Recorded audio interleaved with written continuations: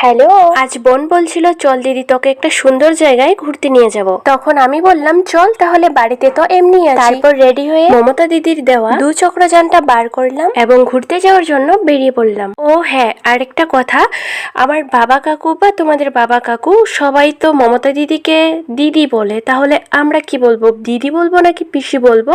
এটা ভেবেই কোনো সময় দিদি বলবো না পিসি বলবো এটাই খুঁজে পাই না। যাই হোক, সাইকেল চালাতে তো আমিও পারি, কিন্তু অনেকদিন থেকে চালানো হয় না বলে ইচ্ছে করছিল না সাইকেল চালাতে। তার জন্য একবার ভাগনার সাইকেল, একবার বোনের সাইকেলে উঠে পড়ছি এবং যেতে যেতেই চোখে বললো মন্দিরটা, আর চারিদিকে তো সবুজ হয়ে গেছে এবং সবুজের মাঝখানে মন্দিরটা খুব সুন্দর লাগছিল।